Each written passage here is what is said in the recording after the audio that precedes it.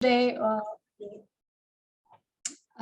or for you, if you want to revisit this conversation at some later point in time.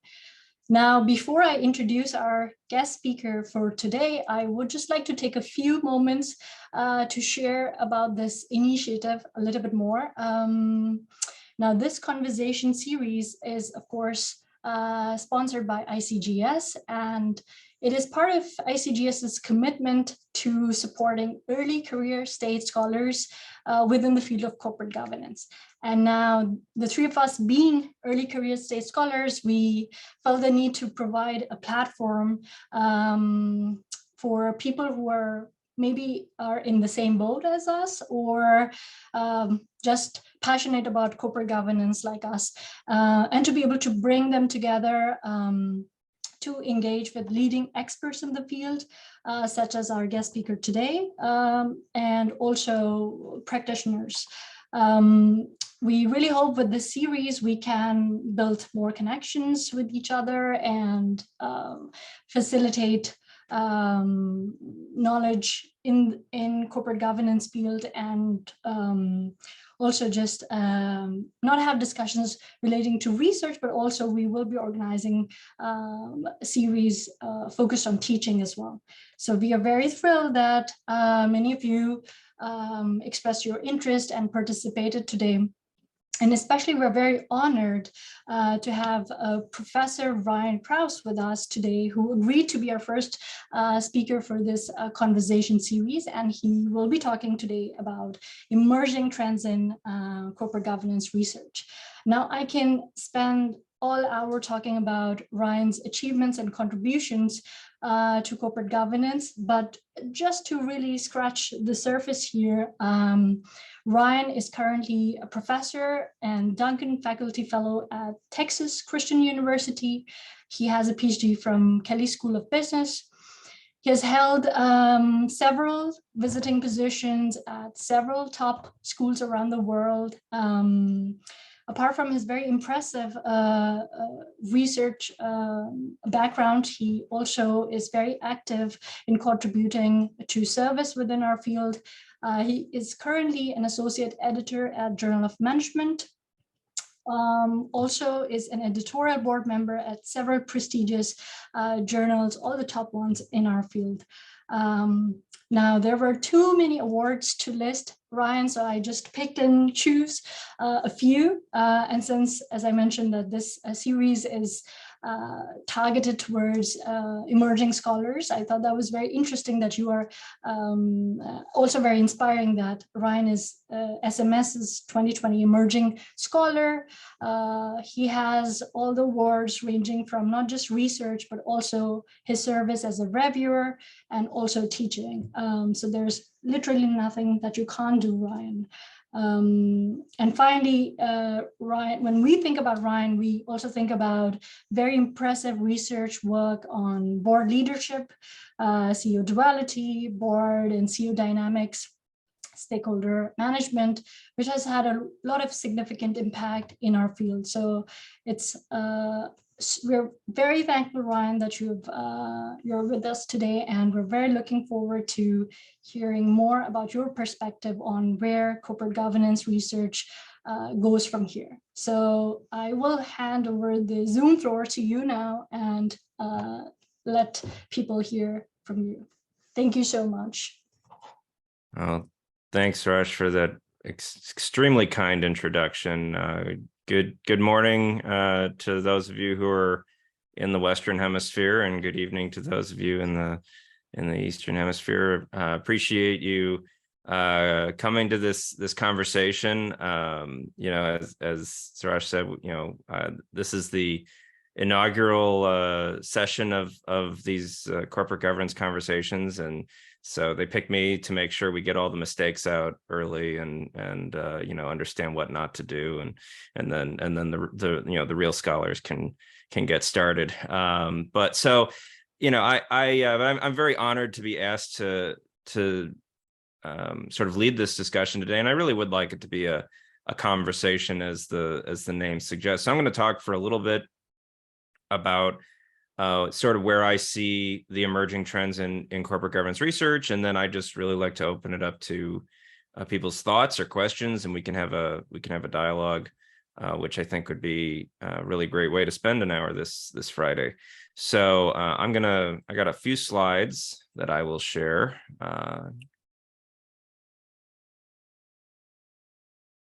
Okay.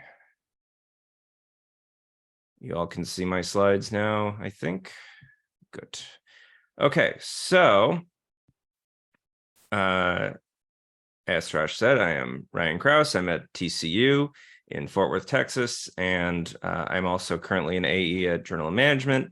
And so I'll kind of be speaking from, both my perspectives as a person who conducts research, as well as someone who is currently in an editorial capacity and seeing a lot of papers cross my inbox.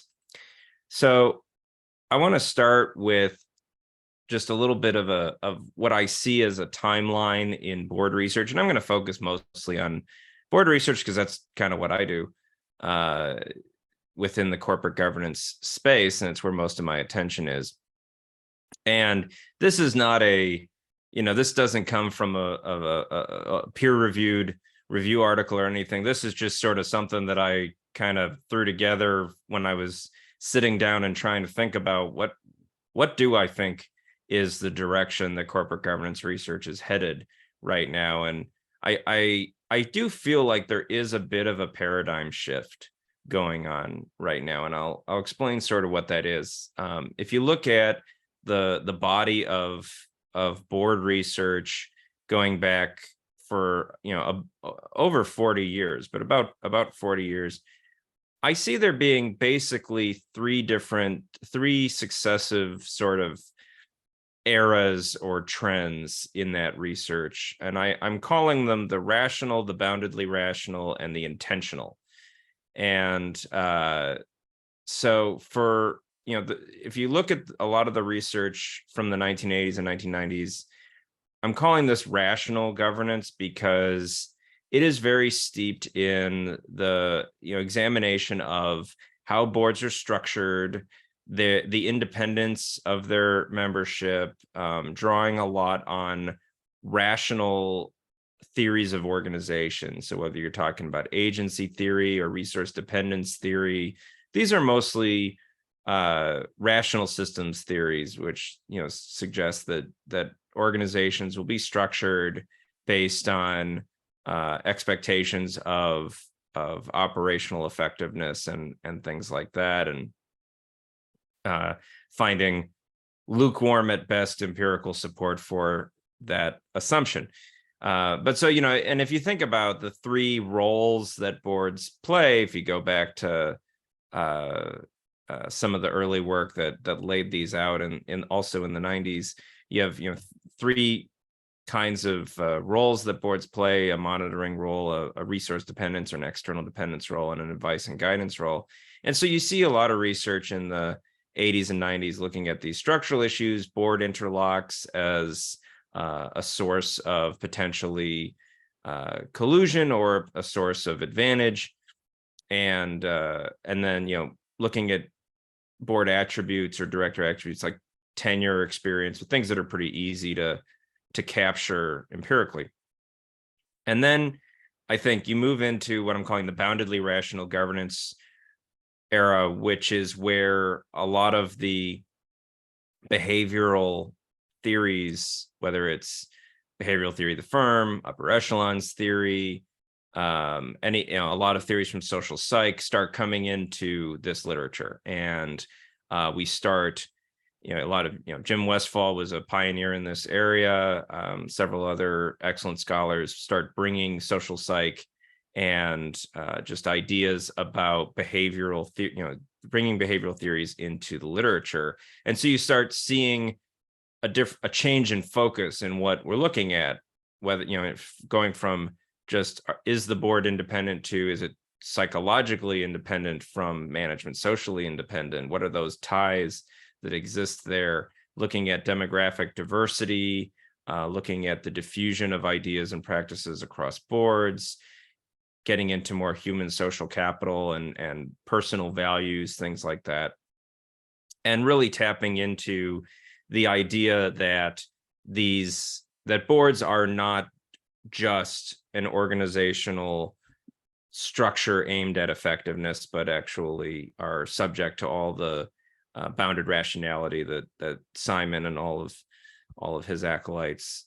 talked about for so many years. And that continues to this day, and I think it will continue.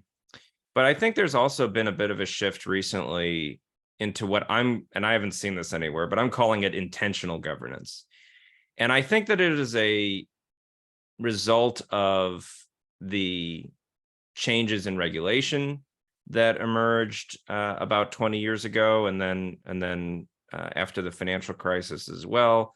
And as our literature was sort of rediscovering bounded rationality and social psychological ideas in the board space, board practice was sort of rediscovering its soul, to for lack of a better word, and rediscovering its its reason for being, essentially.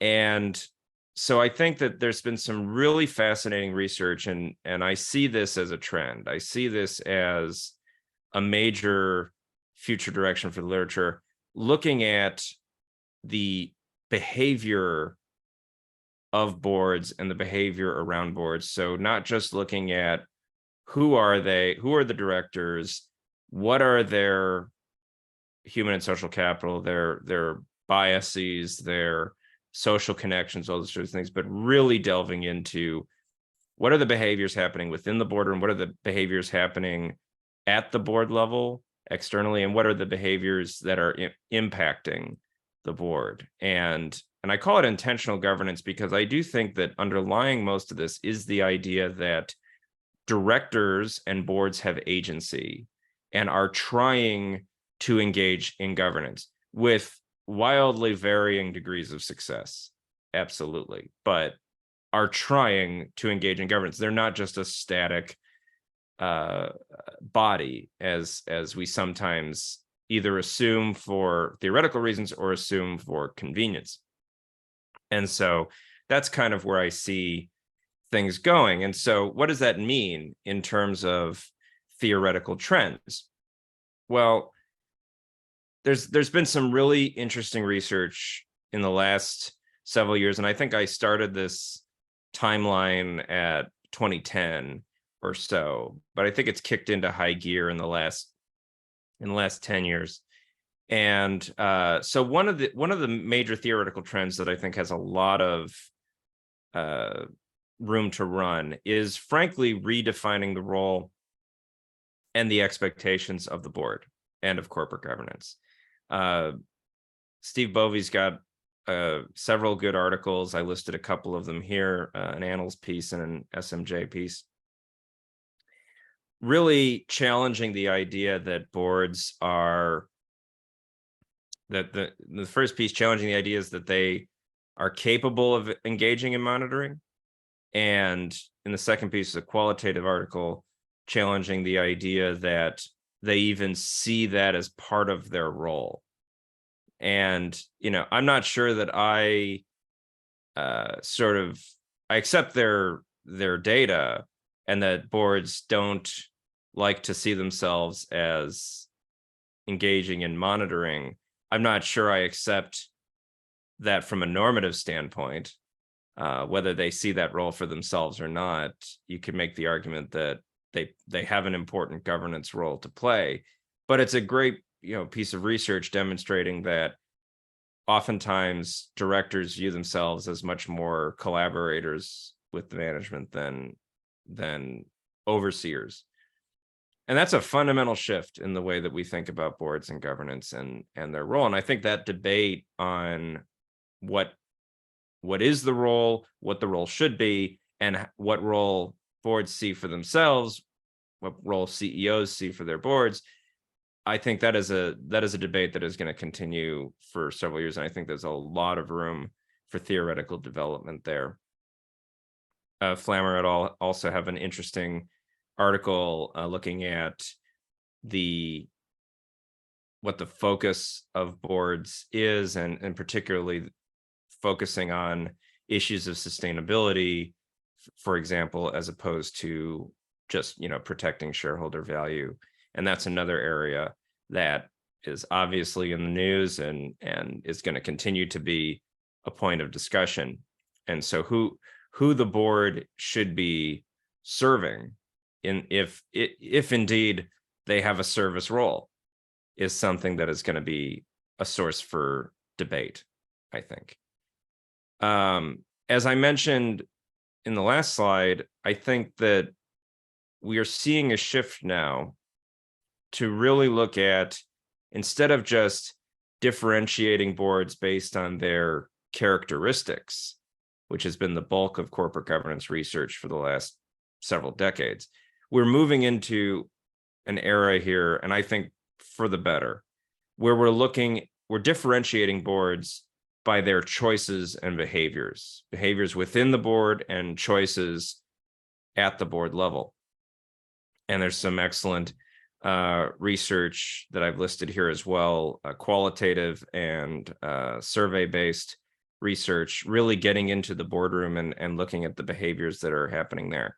And again, this is why I call this intentional governance, because you have to inherently assume that boards are engaging in some level of activity. They're not just sort of passive receptacles of external influence and external forces. For whatever reason, I've watched a few movies and TV shows over the last few weeks where there's been a boardroom scene, and without fail, they're all the same. The representations of boards in the media are all the same. It is always a room full of silent people who look mildly confused, and one or two people who are, banging their fist on the table. And at the beginning of the meeting, all of the confused people are going to vote one way, and then at the end of the meeting, they get swayed to vote the other way. And this is a board meeting. According to Hollywood, this is how boards operate. And so I think, and unfortunately, we may succumb to that idea sometimes when you look at a lot of the research that's been done, particularly older research, by looking just at characteristics. You can kind of fall prey to that idea that they are just sort of these automatons that are responding to either external or internal attributes of forces, rather than engaging in an intentional activity. But at the end of the day, directors are mostly pretty accomplished people with long careers behind them who like to exercise agency. That may not mean that they want to engage in really aggressive governance, but it does mean that they see themselves as people of influence and people of substance. And so there's a great quote, there's a great line in The Fountainhead, the Ayn Rand novel, where somebody says, a board of directors is one or two ambitious men and a lot of ballast. And that's kind of, I think that characterization in that book is reflected in every characterization of boards in the media. And so I think we have an opportunity, and not just, frankly, in fiction. I mean, I think you can see that characterization in representations in the media. So I think we have an opportunity as scholars to break that open a little bit. Sometimes it's true. I mean, that does happen, but there's a lot of work to be done. And in that vein, I think, there's a lot of really interesting research coming out that is parsing the motivations, values, and actions of individual directors. And I've listed some work here. I've got a couple of papers in here as well. And, I think there's a lot of opportunity to get into the different motivations going on within the boardroom, the different values going on within the boardroom, because at the end of the day, these are individual people. Even though they act collectively, what we see as that collective action results from a combination of individual influences. And we're only just really starting, I think, to capture the dynamics that occur when you have different people with different motivations and different priorities and values interacting ultimately to create that final decision that we see on the outside. Moving on from theoretical trends to methodological trends, I think there's a couple of things on my radar. I love that we are rediscovering primary data, both qualitative and quantitative. There's been some excellent work using qualitative studies of boards, which I think historically we kind of just viewed that as impossible. Maybe because there was a sense that if you were going to do qualitative research, it had to be this 15-year ethnographic case study, and I think we've clearly discovered other ways of doing qualitative research that are just as robust, but don't require being embedded in a board of directors for 15 years. And so I've listed some really excellent research here, as well as something I did. And we did a survey of boards at the beginning of the pandemic. And so survey research with quantitative data is also, it's possible. It's not that easy to get boards to answer surveys, but I will say that I think personally it's a lot easier to get directors to answer surveys than to get executives to answer surveys. A lot of directors are semi-retired, so they are not nearly as busy as executives are.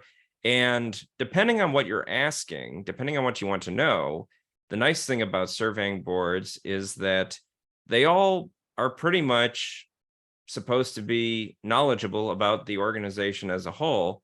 And so again, depending on what kind of information you want to know, you may be able to get 10 bites at the apple for a given firm. So you send a survey, and that's kind of what we did. We sent a survey out to any public company director that we could find the email address for. And we asked them how their chair was leading. We asked them about leadership behavior by their chair at the beginning of the pandemic. So, we'd love to get multiple responses per board, but that's requires quite a bit of, I think, institutional support. You need to get the chair or the CEO to really advocate for you on that and work with partners to build those kinds of relationships to be able to get a more systematic collection of multiple responses, if indeed you need that and you want that. We didn't have the time. We were, ours was very time sensitive, but if you're asking questions that theoretically any director should be able to answer, then yeah, you can have a pretty decent response rate. I think we had about a 1.7% response rate for all the directors we surveyed, but a more than 7% response rate by firm. And so that gives you a sense of how you can actually generate decent information by trying to survey boards as opposed to executives. So long way of saying that rediscovering primary data, I think, is really really strong trend for the governance literature, and I'm really excited about it. Alternatively, I think there's some really cool stuff happening with machine learning and text data that's either publicly available or that you can access with corporate partners. My colleague at TCU, Joseph Harrison, is publishing some really, really cool stuff using machine learning and to generate useful quantitative data from text data. And I think I don't think that's going anywhere. I think that's going to only get more nuanced and more interesting. And then I think, I'm going to call this a methodological trend. I think there's some much needed conceptual development going on right now. So theory papers. So I've got the Hambrick et al. Paper from 2015 here, and recent Luciano et al. AMR paper that has a really interesting model about multi-team systems between boards and top management teams. And, corporate governance, I think that we have, by virtue of having access to pretty decent archival data for so long, we have relied on some pretty well-trodden theories, and we have an opportunity and I think an obligation to engage in more conceptual development and have a more nuanced paradigm for corporate governance. So I think that's an exciting trend as well. So finally, I'll throw out some ideas that I have about future research, and these are not things these are not ideas that I've been developing a long time. These are sort of places where I see opportunities for the literature to expand, and for junior scholars, since this is focused on early career scholars, to maybe take some of their research. My first point here is a little tongue-in-cheek. It's, triple bottom line is dead, CSR is dead, long live ESG. They're all the same thing. I have very mixed feelings about what's going on right now, the public discourse around ESG. On the one hand, I'm glad someone's paying attention to us. On the other hand, anytime the public discourse gets a hold of an idea, it just loses all sense of proportion. So, I think that we're going to see a lot of ESG research. And of course, I don't mean that there won't be any more CSR research or anything like that, but just that the focus has changed, but it's very, very much similar concepts. The difference here, I think, is that ESG is taken over as an investment trend in a way that CSR and triple bottom line never really did.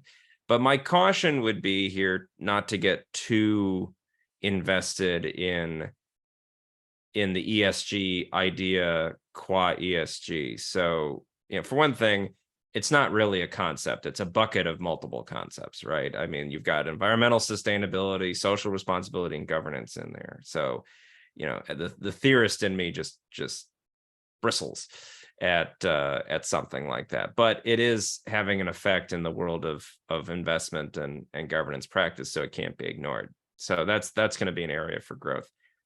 I'll throw out there that I think that we have a ton of research on board diversity over the last couple of decades now, and that is going to continue. But I really think that board inclusion is the next frontier in diversity and governance. If you look at research on diversity, it's already explored inclusion a lot, and the difference between having a diverse group of people in a group versus actually the all members of a diverse group being included and having an equal involvement in group discussion and group action.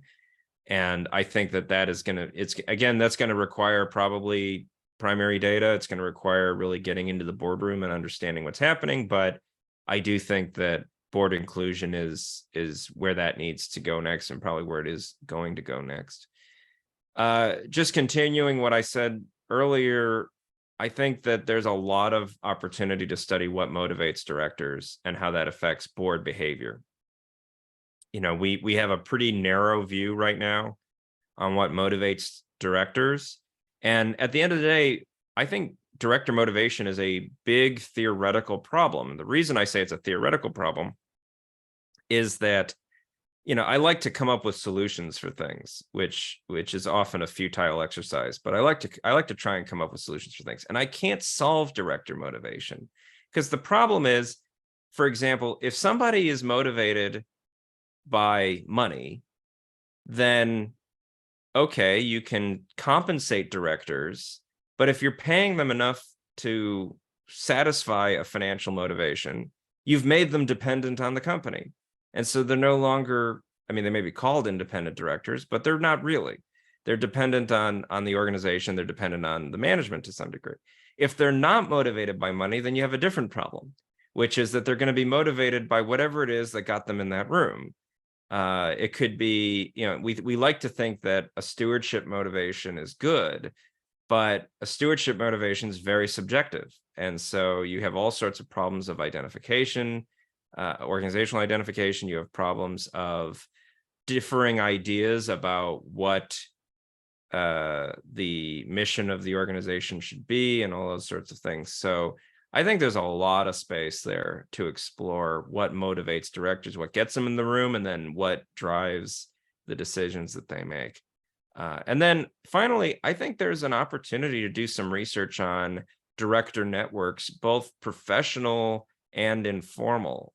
There's been, research on the corporate elite and interlocks and things like that, and talking about the informal director network that's out there. I think that has room to grow. We have much better data now on clubs and organizations that directors belong to. And so our understanding of that network can be a lot more accurate than just looking at what other boards they're on. But there are also professional organizations that have grown very big now. I mean, you think about National Association of Corporate Directors, the Private Directors Association. And I haven't seen a lot of research on, anything related to the influence that those organizations may be having on company decision making, or frankly, does it improve the skill set of these directors? Does it improve their social capital? They have conferences, they have monthly local chapter meetings. I think there's a whole world to explore in the professionalization of the director community, the board community. So those are some ideas. I'm going to stop my spiel here, and I'd love to engage in a dialogue if you have any questions or thoughts, ideas I could steal, etc. Well, first of all, let me thank you, Ryan, so much for sharing your thoughts and insights, not only about how our field has developed over the years and the recent decades, but also with the most recent trends from a theoretical standpoint, methodological standpoints, probably future trends. And I'm sure that our fellow corporate governance enthusiasts in the room have a lot of questions for you. So I would like to help you with getting to read the questions a lot for you that are already in the chat, and getting also the chance to encourage everybody who has not posted a question yet, or those that already posted, if they have more, to please type them in the chat, and then we'll try to get all of those answers to you. So the first question that we have from Dennis is related to your invite to engage in more data collection, that is especially primary data collection. And there are, of course, challenges that come with that. Dennis specifically asks, how would you approach boards in order to invite them and encourage them to participate in surveys, or even in interviews, or any other possible qualitative research approach? Sure. Well, I would probably throw that question back at Dennis and ask him that question, because he's been very successful at that activity himself. And I'll just add, using board evaluation is a great way to do it, which I think is a microcosm of the broader approach, which is to offer some kind of value. If you're going to do group level research with boards, you really, you got to sell it to the board chair, the CEO. You're going to have people who want to improve the effectiveness of their board. And luckily for us, we still don't really know what that means. And there's a lot of theoretical opportunity for theoretical development, I think, personally, to develop the idea of what it means to have to be an effective board and engage in effective governance. And, that ambiguity works in our favor if you're trying to get boards to work with you. But I think the key thing is developing a value proposition. What is it that they're going to get out of it? When we surveyed directors, now again, this was an appeal to individual directors, but we offered them the first peek at the results, first peek at the insights from the research. And I don't know that most of them cared, but some of them did. So we sent out the kind of a one sheet results page at the end of that, and got some good response. Again, most people didn't, or they'd forgotten that they'd done it in the first place or whatever. But you had a bunch of people who were really interested and appreciative that we followed up on that. At the board level, I think, you offering consulting or an evaluation or something where you can give them something they can take away as a value is really important. In terms of getting in the room in the first place, working through the university is probably the best bet. If you're, this is where being at a university that has a really good alumni network can work wonders. And it's an aspect of privilege, to be sure, if you have that kind of access. But if you can get the dean of the business school or the chancellor or the president of the university to kind of back you on these things and reach out or sign a letter or something, that can get you, the introduction that you need to then say, to approach these individuals and say, look, I think we can offer you some value if you'll let us either survey your board or do some qualitative work or something like that. But if you want, really good examples, I'd go take a look at Dennis's research, because they've been really successful at doing these sorts of things. Thank you, Ryan, for the tips on how to reach directors and giving them also some value back. So we also have another question from Robert, and Robert is interested especially in board committees. So as all of us in the room know, there is a lot of research about board committees, and there has been over the years.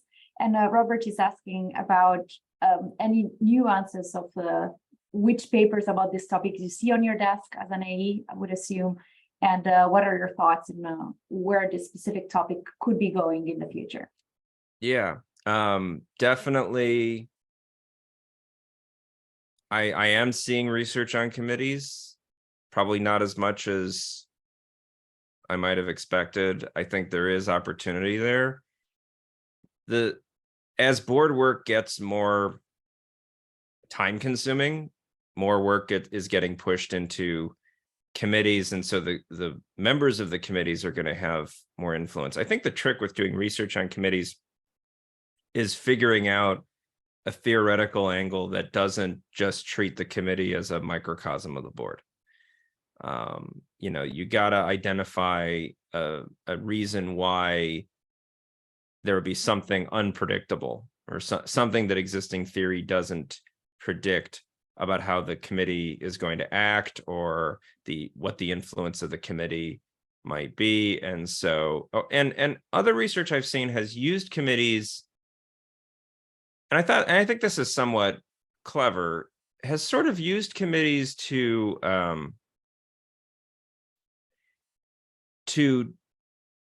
validate mechanisms, in the sense of, for example, if you are trying to show that a particular aspect of board composition is negatively associated with the likelihood of a restatement or something like that. And, let's say you want to show that greater demographic diversity on the board reduces the likelihood of restatement, for whatever your theory is for that. Using the audit committee as a sort of second hypothesis and saying, okay, given diversity on the board, the more diverse the audit committee membership is, the more, this effect will still hold, or it'll be stronger, right? Or something like that. That helps you validate your mechanism, because the audit committee should have more influence over all things audit related, all things accounting related, than the board as a whole. And so if you can, use it for that, same thing with the nominating committee, if you're focused on director nomination or something like that. And so that's one way, that's one way to use committees in a research, for some value in your research. It's not really a theoretical contribution related to committees specifically, but it's a good use of them. But I do think there's theoretical growth opportunities around committees as they become more and more active. I mean, you can look at things like, who is on committees, like, are they on the same committee across boards that they're on, or are they on all different committees? And you can use that to tap into individual directors' specificity of human capital or general human capital, that kind of thing. So, I mean, I think there's a lot of opportunities there. Thanks for Rob, we can talk about those offline. Thanks for your encouraging words, also to pursue more theory developmental thoughts and research about board committees. We also have another question from Dennis about upper echelon theory. What is your view, probably having in mind the trends that you've seen and where we might be going? Dennis is trying to get me in trouble. I think, what is my view on upper echelons theory? I mean, upper echelons theory, I think, has been immensely impactful. It is, among our theories, one of the best validated. I mean, God, how many studies do we have verifying the influence of leaders on organizational actions and outcomes, and in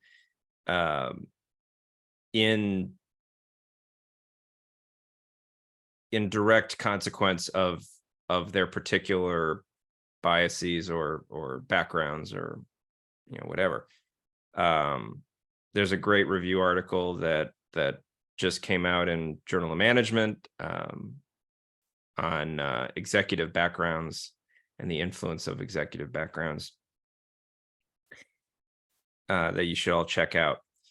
So, I mean, upper echelons theory, in that sense, I think it's hugely important to the field, and it came at a really important time, because it was in response to the trend at the time of assuming that leaders don't matter, that executives are, just, they come and go, and organizations are inertial, and everything is externally driven, or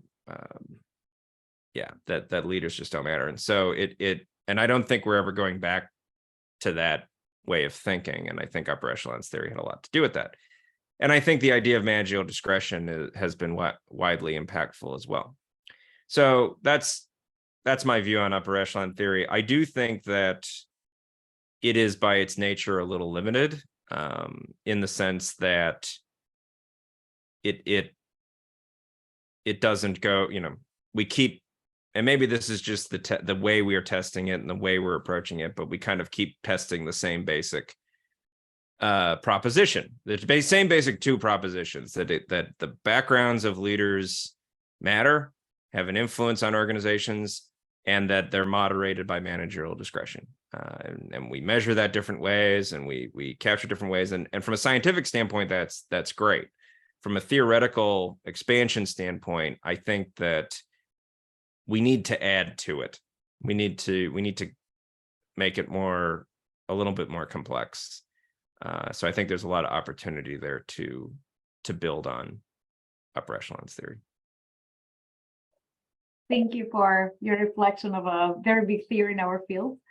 And we have quite a lot of questions, and also in the interest of time, I would try to summarize some of them, but also I've seen some common themes. So The majority tries to focus on your thoughts on future research in different areas within our beloved and very diverse field. So there are many different insights there.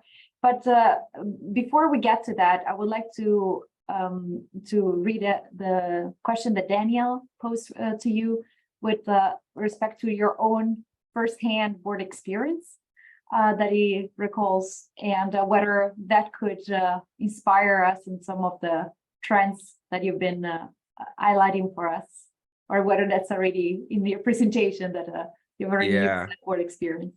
Yeah. So yeah, thanks, Daniel. I was actually, I currently am, my term is ending soon, but I'm on the board of a nonprofit here, an arts organization here in Fort Worth. And it, let's just say many research ideas have grown out of that experience. And, you know, I've been on that board for 3 years, and it only cost me a decade of my life. So that's okay. But I learned a lot and have even more questions as a result. You know, I won't get into too many specifics, but I gained a deep appreciation for the social dynamics that exist within a board, and particularly this idea of motivation that I've talked about. You know, motivation, you know, what brings people into the room and how that affects their decision making. And it's even more, you know, at least in a for-profit company, to some degree, everyone's there kind of to make some money.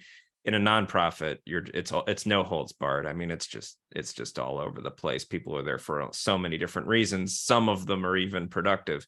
And, you know, trying to navigate all those different motivations is really tricky. And the other aspect is information. Just I don't think, actually, I know our field doesn't quite grasp the information asymmetry, despite the fact that it's in agency theory. I mean, we all talk about it. We kind of wave at it, but I think there's still a general sense that, you know, the information asymmetry comes from, well, the CEO is hiding information from the board. CEO doesn't have to hide information from the board. The information asymmetry that exists between the management of the company and the governance, the board of the company, is a chasm. I mean, it's, you know, and just by virtue of the fact that they're not there every day, they're not even there most days.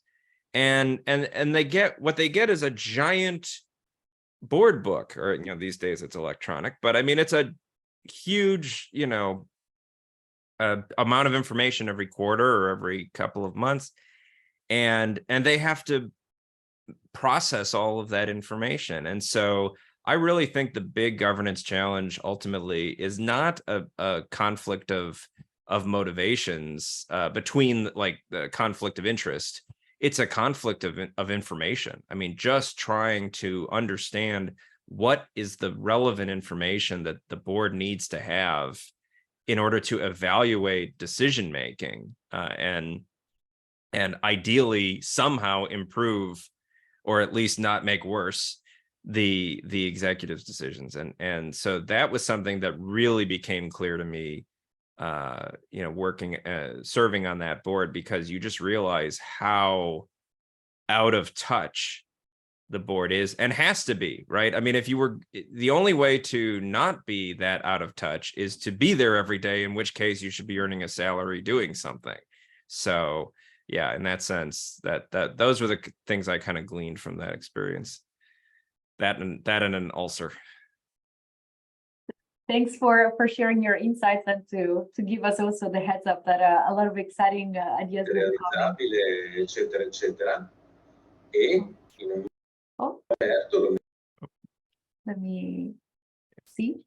So in terms of more questions that keep on coming. So as you can imagine, this conversation is most likely not going to end here.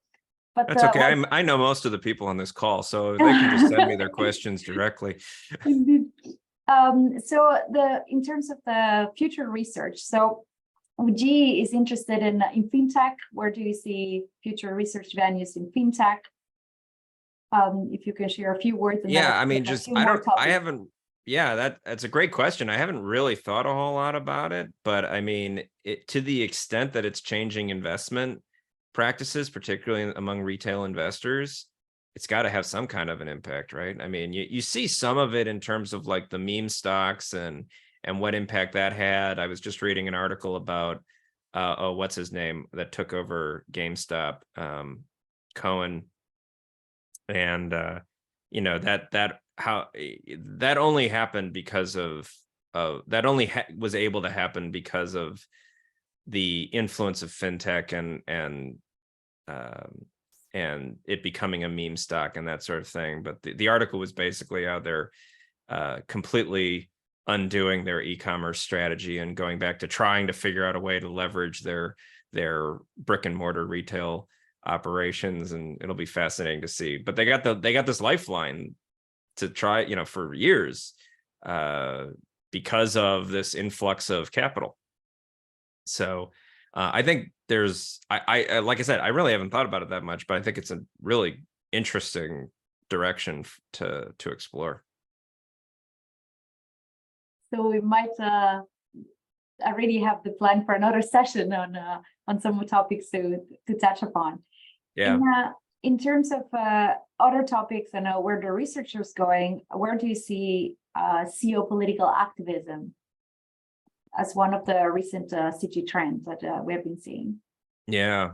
I don't know where I see the direction going other than expanding. I think there's going to be a lot. There's already research. You got some good, Adam Woak and Don Hambrick have a really cool theoretical piece on CEO activism, and you're seeing some really interesting empirical work in that space as well. I don't know what direction it's going in other than you're going to see more of it. It's to the point about my point earlier about ESG. I mean, this is something that has taken on a life of its own in practice, and I don't know if it's a long-term paradigm shift, but there are some indications that it is, that that essentially socio-political positions are becoming an aspect of competitive differentiation. And if that is the case, then I don't think it's going anywhere as a phenomenon. I think it's going to become part of the way that companies compete. And I mean, I don't know if you all are following the situation at Disney, but there was something that they pulled something with the government of Florida the last week that could only be described as cinematic in it, it is drama. It is good drama, as only Disney can do. And I encourage you to go look at it. And they're engaged in this war with the state of Florida. That's, I mean, again, if you're not part of it, it's just kind of fun TV to watch. But this is going to be something that sticks around for a while. And so I think there are any number of theoretical directions to explore with it. I apologize. They're installing new gutters, so if you hear some banging in the background, that's what that is. Thank you, Ryan. At least I cannot hear anything, so no reason to worry. In the interest of time, I would like to combine a question that has emerged from several of our fellow CG enthusiasts in the room, that is about the practices that you see, the evolution of especially methodological practices, and what is the new golden standards, so to speak. Also, based on what you see in your editorial role, if you could elaborate on that. For methods. Mm-hmm. So I'm seeing a lot of diff and diff. We seem to have caught that bug finally from finance and economics. And I think that's good. Like anything, I think it's getting probably used in some less than ways that were not intended by the people who developed the method. As is always going to be the case. And so I think we have to be really careful about the way that we use it, what we call a natural experiment. So there are you can use a diff and diff that isn't a natural experiment. You could have a natural experiment that doesn't use diff and diff. And, I think we got to really be thoughtful about what we call an exogenous shock and what it enables us to study. I just saw a tweet earlier today, some economist, and it was, said something like, economist who wants to study the effect of import tariffs on something, and the response, nobody. And he says, I have an exogenous shock. Everyone goes, yes, me, I want to study that. So I think we want to be a little careful of chasing down exogenous shocks for their own sake, and really thinking about, are we tapping into something theoretically meaningful with it. Beyond that, in terms of methodological, that seems to be the hot new thing methods wise. And I think that's fine. Again, like I said, I think that what we're able to do with machine learning algorithms is really exciting. So I'll just repeat that. Being able to capture what our OB colleagues might call latent variables from just an outrageous amount of text information in a way that we just couldn't before. Up until now, we've been limited to coding the number of times a word is used, or possibly, 2 words together, phrases.